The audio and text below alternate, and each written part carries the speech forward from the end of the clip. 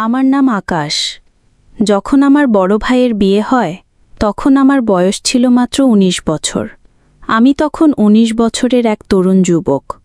১৯ বছর বয়স হলেও নিয়মিত শরীরচর্চার কারণে আমার শারীরিক গঠন ছিল বেশ বলিষ্ঠ ও আকর্ষণীয়। এর কারণ ছিল আমি প্রতিদিন নিয়ম করে ব্যায়াম করতাম এবং নিজের শরীরের প্রতি ভীষণ যত্নশীল ছিলাম। ভাইয়ের বিয়ের পর থেকেই আমার ভাবি প্রায় প্রত্যেক রাতে আমার কাছে ঘুমাতে আসত। প্রতিদিন রাত হলেই ভাবি কোনো না কোনো অজুহাতে আমার ঘরে ঘুমানোর বায়না করত।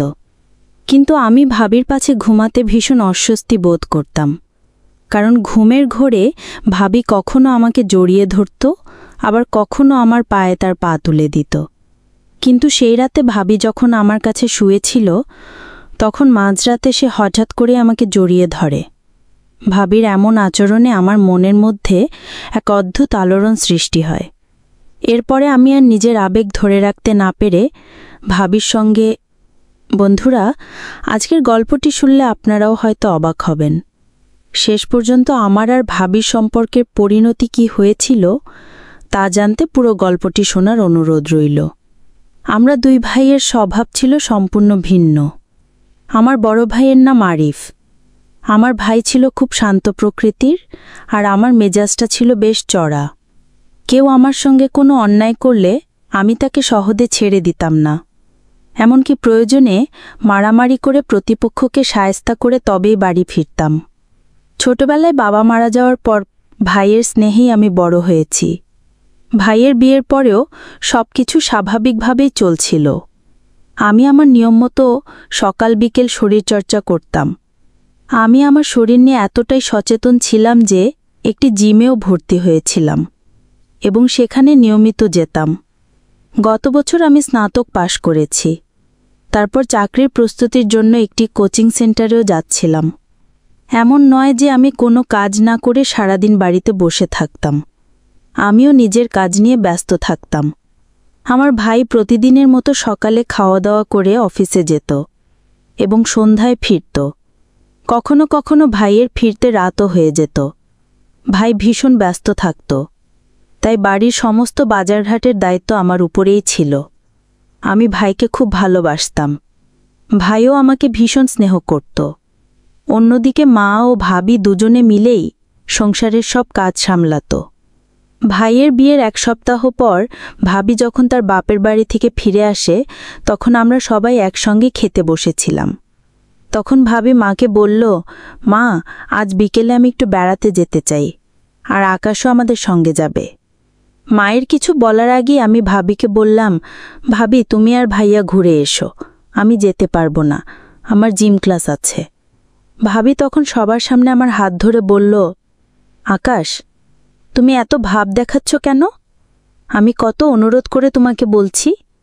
আমার আপত্তিতে ভাবি আমার মায়ের হাত ধরে বলল, মা, দেখুন তো আপনার ছোট ছেলে কত অহংকার দেখাচ্ছে। এবার আপনি কিছু বলুন যাতে আকাশ আমাদের সঙ্গে যায়। ভাবির কথা শুনে আমার ভাই ও মা আমাকে যেতে অনুরোধ করল এবং আমি তাদের কথা ফেলতে পারলাম না। বিকেলবেলা আমরা তিনজন যখন বাইরে ঘুরতে বের হলাম তখন ভাবি রাস্তার পাশের একটি দোকানে চা খাওয়ার জন্য জেদ ধরল।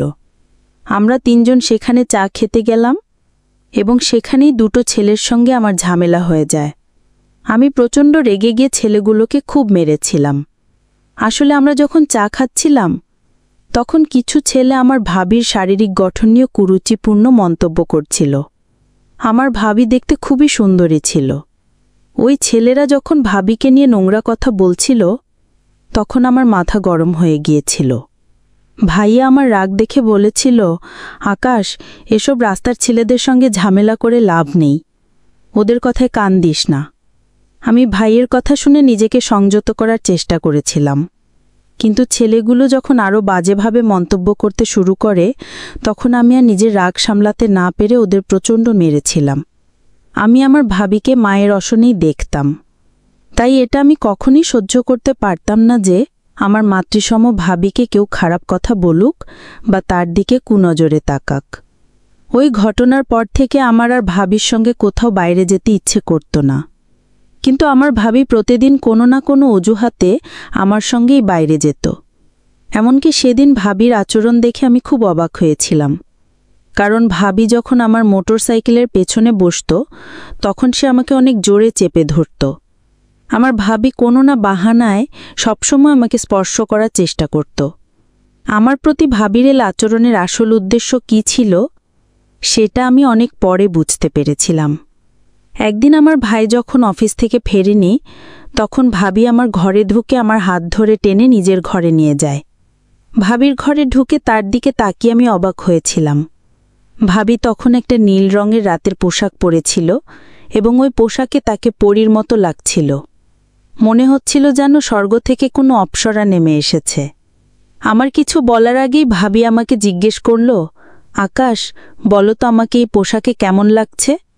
আমি ভীষণ লজ্জা পেয়ে মাথা নিচু করে বললাম, ভাবি, তোমাকে খুব সুন্দর লাগছে। ভাবি তখন খুশি হয়ে আমার হাতটা চেপে ধরে বলল, আকাশ, আমার কাছে আরও দুটো নতুন পোশাক আছে, আমি সেগুলোও পরে আসছি। সে এমনভাবে আমার কাছে আবদার করত যে আমি না করতে পারতাম না, যদিও আমার নিজেরই খারাপ লাগত। আবার ভাবির আচরণ দেখে মাঝে মাঝে মনে হতো সে হয়তো একটু খামখেয়ালি স্বভাবের।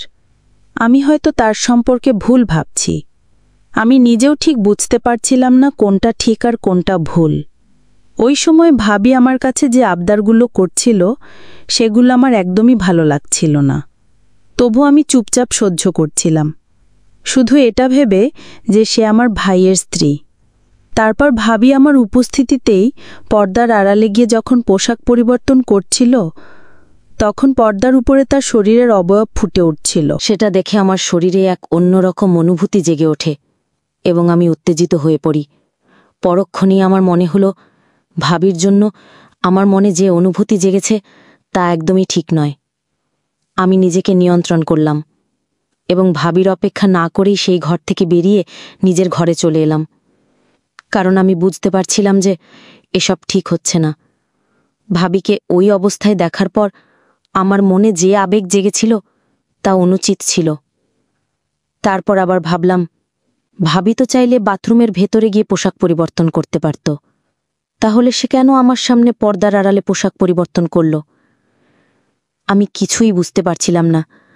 ভাবি কি নির্দোষ ছিল, নাকি সে জেনে শুনেই আমাকে তার দিকে আকর্ষণ করার জন্য এসব করত? সেদিন সারা রাত ভাবির কথা ভাবতে ভাবতেই কেটে যায়। এমনকি ভাইয়া অনেক সময় রাতে বাড়ি ফিরতে না পারলে ভাবি আমার ঘরে ঘুমাতে চলে আসত। ভাবি বলতো তার নাকি একা ঘুমাতে ভয় লাগে, তাই আমি তখন সোফায় ঘুমাতাম আর ভাবি বিছানায় ঘুমাতো। পরের দিন সকালে আমরা সবাই যখন একসঙ্গে নাস্তা করছিলাম তখন ভাবির মোবাইলে একটা ফোন আসে। ফোনে কথা বলার পর ভাবি মা ও ভাইকে বলল তার এক প্রিয় বান্ধবী নাকি খুব শরীর খারাপ, তাই সে তার বান্ধবীর সঙ্গে দেখা করতে যাবে। আমার ভাই ও মা তখন ভাবিকে তার বান্ধবীর বাড়িতে যাওয়ার অনুমতি দেয়। ভাবি তখন মাকে বলল, মা, আপনার ছেলে তো অফিসে চলে যাবে, তাহলে আমি আকাশকে সঙ্গে নিয়ে যাব? মা তখন আমার দিকে তাকিয়ে বললেন, আকাশ, তুমি তোমার ভাবিকে সঙ্গে নিয়ে তার বান্ধবীর বাড়ি থেকে ঘুরে এসো। মায়ের কথা শুনে আমি অবাক হয়ে চেয়ার থেকে উঠে দাঁড়িয়ে বললাম, মা, আমি ভাবির সঙ্গে যেতে পারবো না, আমার এখন জিম ক্লাস আছে। আমি যখন ভাবির সঙ্গে যেতে রাজি হলাম না তখন ভাবি আমার মাকে জড়িয়ে ধরে বলল, মা, দেখছেন তো আকাশ কত অহংকার দেখাচ্ছে। আসলে আমার মা ভীষণ সহজ সরল প্রকৃতির মানুষ ছিলেন, তাই তাকে বোকা বানানো খুব সহজ ছিল। আমার ভাই তখন আমাকে বলল, আকাশ, তুমি জিম ক্লাসে পরেও যেতে পারবে, এখন তুমি তোমার ভাবিকে নিয়ে যাও। ভাইয়ের কথা আমি আর অমান্য করতে পারলাম না, তাই আমার ইচ্ছে না থাকা সত্ত্বেও ভাবিকে তার বান্ধবীর বাড়িতে নিয়ে যেতে হয়। কিন্তু আমি স্বপ্নেও ভাবতে পারিনি যে সেদিন আমার সঙ্গে এত বড় একটা দুর্ঘটনা ঘটবে। আমি তো কল্পনাও করতে পারিনি যে ভাবির মনে আমার প্রতি এসব ছিল। ভাবির বান্ধবীর বাড়িতে গিয়ে দেখি তার বান্ধবী ওই বাড়িতে একাই ছিল, সে ওই বাড়িতে ভাড়া থাকত। তারপর ভাবির বান্ধবী আমাদের ঠান্ডা পানীয় খেতে দিয়ে বলল, আমি তো অসুস্থ, তাই বাইরে থেকে কিছু খাবার আনিয়েছি। সেই ঠান্ডা পানীয়টা খাবার পর জানি না কেন আমার মাথা ঘুরতে শুরু করে। আমার মাথা যখন ঘুরতে থাকে তখন ভাবি আমাকে ধরে ফেলে। আমার শরীর খারাপ হতে দেখে ভাবির বান্ধবী ভাবিকে বলল আমাকে ভেতরের ঘরে নিয়ে যেতে। তারপর আমার ভাবি নিজের কাঁধে আমার হাত রেখে আমাকে জড়িয়ে ধরে ভেতরের ঘরে নিয়ে গিয়ে বিছানায় শুইয়ে দেয়। এরপর আমার আর কোনো জ্ঞান ছিল না। প্রায় 2 ঘন্টা পর আমার জ্ঞান ফেরে। তারপর চোখ খুলে যা দেখি তাতে আমার পায়ের তলার মাটি সরে যায়। আমার মাথায় যেন আকাশ ভেঙে পড়ে, কারণ আমার পাশে ভাবি আপত্তিকর অবস্থায় শুয়েছিল।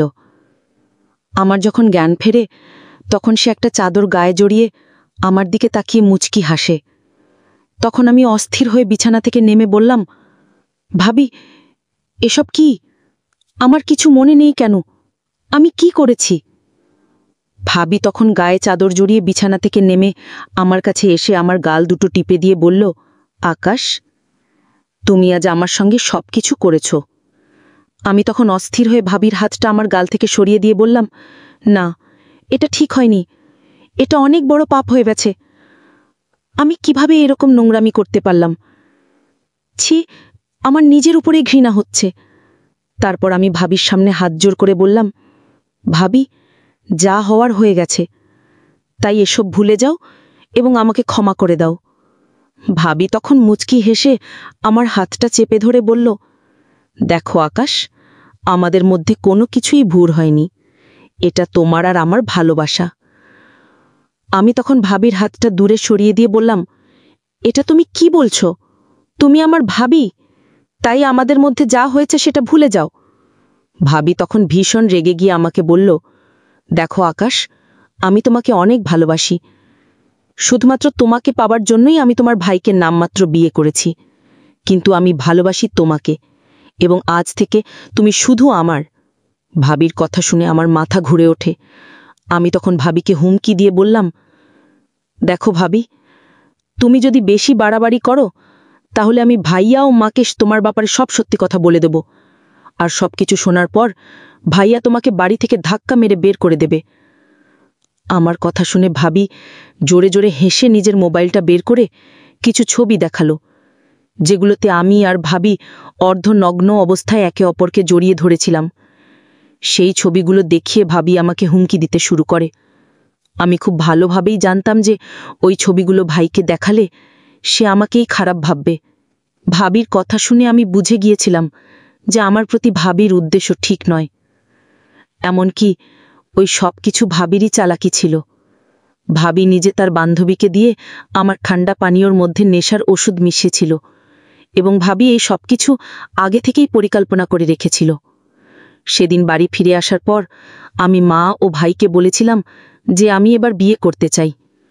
আসলে আমি ভেবেছিলাম আমি বিয়ে করে নিলে ভাবির কাছে আর কোনো উপায় থাকবে না আমাকে হুমকি দিয়ে তার সঙ্গে নোংরামি করানোর, কারণ সেদিনের পর থেকে ভাবি আমাকে হুমকি দিত তার সঙ্গে সম্পর্ক রাখার জন্য, আর আমি রাজি না হলে সে ওই ছবিগুলো আমার মা ও ভাইকে দেখানোর ভয় দেখাতো।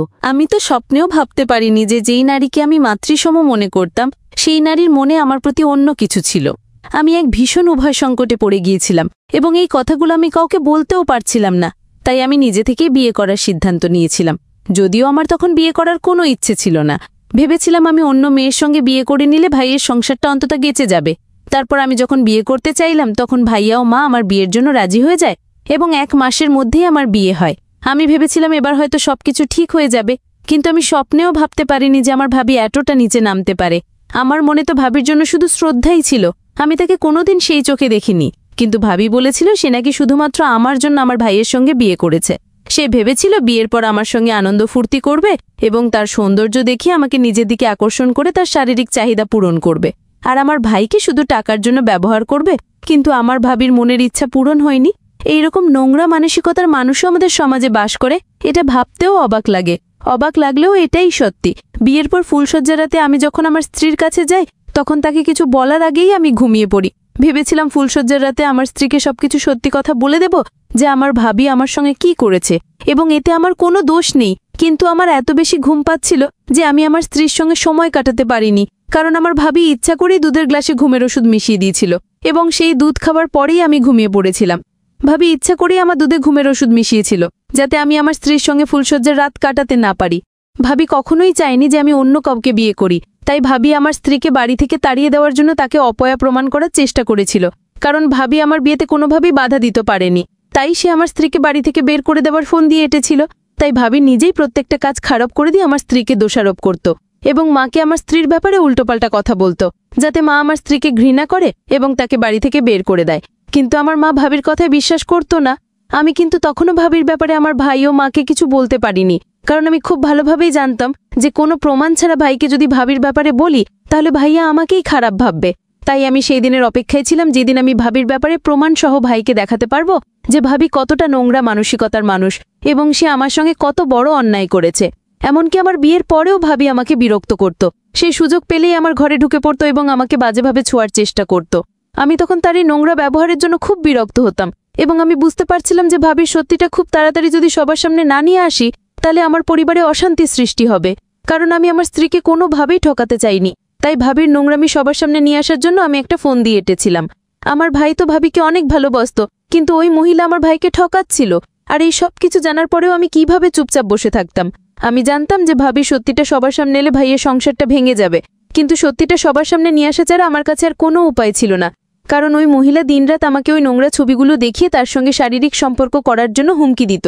তারপর সেদিন আমি আমার মাকে ছোট খালার বাড়িতে রেখে এসেছিলাম এবং ভাইয়া নিজের অফিসের কাজে 2 দিনের জন্য দিল্লি চলে গিয়েছিল। আমিও 2 দিনের জন্য ট্যুরে গিয়েছিলাম। সেদিন বাড়িতে আমার স্ত্রীও ভাবি ছাড়া আর কেউ ছিল না। আমার ভাবি তো এটাই জানতো যে আমরা সবাই নিজেদের কাজে বেরিয়েছি, কিন্তু আসল ব্যাপারটা তো আমি, ভাইয়া আর মা জানতাম। আসলে সেদিন আমরা কোথাও যাইনি, আমরা বাড়ির আশেপাশেই ছিলাম। এই ব্যাপারে আমার ভাবি কিছুই জানতো না, কিন্তু আমার স্ত্রী সবকিছুই জানতো। তারপর সন্ধ্যায় আমার স্ত্রী যখন ঘরের ভেতরে আরাম করছিল তখন আমার ভাবি নিজের মাথায় নিজেই আঘাত করে চিৎকার করে আমার স্ত্রীকে বারান্দায় ডাকে। আমার স্ত্রী যখন বারান্দায় এসে দেখে যে ভাবির মাথা থেকে রক্ত পড়ছে তখন সে অনেক ঘাবড়ে গিয়ে ভাবির মাথায় হাত দিয়ে বলল, ভাবি তোমার কি হয়েছে? তোমাকে কে আঘাত করেছে? তোমার মাথা থেকে তো রক্ত বেরোচ্ছে। ভাবি তখন জোরে জোরে হেসে আমার স্ত্রীকে বলল, আমাদের বাড়িতে কিছু ডাকাত এসেছিল, সেই ডাকাতেরা আমাকে যখন আঘাত করে তখন আমি বেহুশ হয়ে পড়ে যাই, আর তোকে তারা প্রাণে শেষ করেছে এই কথাটা আমি বাড়ির সবাইকে বলবো। তারপর আমার স্ত্রীর কিছু বলার আগেই ভাবি আমার স্ত্রীকে লাঠি দিয়ে আঘাত করে। আসলে সে আমার স্ত্রীকে প্রাণে শেষ করে দিতে চেয়েছিল। তারপর ভাবি আমার স্ত্রীকে দেওয়ালে একটা ধাক্কা মেরে দিয়ে বলল, তুই আমার আর আকাশের মাঝখানে চলে এসেছিস। আমি আকাশকে ভালোবাসি, আকাশ শুধু আমার, তাই তোকে আমার রাস্তা থেকে সরতে হবে এবং সেটার একটাই উপায় আছে, সেটা হচ্ছে তোকে প্রাণে শেষ করে দেওয়া। এই বলে ভাবি যখন আমার স্ত্রীর গলা টিপে ধরে তখন আমরা তাড়াতাড়ি ঘরের বাইরে থেকে ভেতরে ঢুকে পড়ি এবং ভাবিকে টেনে হিঁচড়ে আমার স্ত্রীর কাছ থেকে দূরে সরাই। আমরা এর সবটাই ঘরের বাইরে দাঁড়িয়ে জানালা দিয়ে দেখছিলাম যে ভাবি কিভাবে নিজের পাগলামি শুরু করেছিল। আমার ভাইও নিজের চোখে সবকিছু দেখেছিল এবং শুনেছিল যে আমার ভাবি একজন চরিত্রহীন মহিলা। সে আমাকে পাওয়ার জন্য এতটাই পাগল হয়ে গিয়েছিল যে তা সহ্যের বাইরে ছিল। আমি আগের দিন রাতেই ভাইয়াকে, মাকে ও আমার স্ত্রীকে আমার আর ভাবির ব্যাপারে সবকিছু সত্যি কথা বলে দিয়েছিলাম। তারপর আমার ভাই সবকিছু দেখার আর শোনার পর ভাবির গালে একটা থাপ্পড় মেরে বলেছিল, নির্লজ্জ মহিলা, আমার ভাই তোর থেকে কত ছোট, তুই কিভাবে পারলে ওই ছেলেটার সঙ্গে এসব নোংরামি করতে? ভাবি তখন অবাক হয়ে আমাদের দিকে তাকিয়ে ভাইকে বলল, তোমরা সবাই তো নিজের কাজে গিয়েছিলে, তাহলে এখানে কেন? আমি তখন ভাবিকে বললাম, তোমার সত্যি তো সবার সামনে নিয়ে আসার জন্যই আমরা বাড়ির বাইরে যাওয়ার নাটক করেছিলাম। তারপর ভাইয়া অনেক রেগে ভাবিকে বলল, আমি তোকে অনেক বিশ্বাস করতাম আর ভালোবাসতাম, কিন্তু তুই আমার ভালোবাসার যোগ্যই নোস। তুই আমাকে ঠকিয়েছিস, তাই আজ থেকে তোর সঙ্গে আমার কোনো সম্পর্ক নেই। তোর মতো স্বার্থপর নির্লজ্জ মহিলার সঙ্গে আমি সংসার করতে পারবো না। এই বলে আমার ভাই ভাবিকে বাড়ি থেকে ধাক্কা মেরে বের করে দিয়েছিল এবং 3 মাসের মধ্যেই ভাবিকে ডিভোর্স দিয়েছিল। আমি ভাইকে বলেছিলাম সে যেন ভাবিকে একটা সুযোগ দেয়, কিন্তু ভাইয়া খুব ভালোভাবেই বুঝে গিয়েছিল যে ওই মহিলার কোনোদিন পরিবর্তন হবে না। তাই আমার ভাই তাকে ডিভোর্স দিয়েছিল। এখন আমি আমার স্ত্রীর সঙ্গে অনেক ভালো আছি এবং সুখে আছি, কিন্তু ভাইকে দেখলে আমার ভীষণ কষ্ট হয়। ভাইয়া বাড়িতে থাকলে আমি সবসময় তার সঙ্গেই থাকি, তাকে এক মুহূর্তের জন্য একা ছাড়ি না, কারণ সে যে আঘাত পেয়েছিল সেই আঘাতটা সারতে অনেকটাই সময় লাগবে। ওই ঘটনার পর আমার মাও ভীষণভাবে কষ্ট পেয়েছিল, কারণ আমার মা ভাবিকে নিজের মেয়ের মতো ভালোবাসত। এখন আমার স্ত্রী আমার মায়ের দেখাশোনা ও যত্ন নেয়। আমার স্ত্রী আমাকে ভীষণ ভালোবাসে এবং বাড়ির সবার খেয়াল রাখে। কোনো ব্যক্তিকে ভালোবাসা বা পছন্দ করা অপরাধ নয়, কিন্তু ওই ব্যক্তিকে পাওয়ার জন্য পাগলামির সীমা ছাড়িয়ে যাওয়াটা ভুল। কাউকে জোর করে বা হুমকি দিয়ে তার ভালোবাসা কখনোই পাওয়া যায় না। ভালোবাসা তো পাওয়া যায় ভালোবাসা দিয়েই।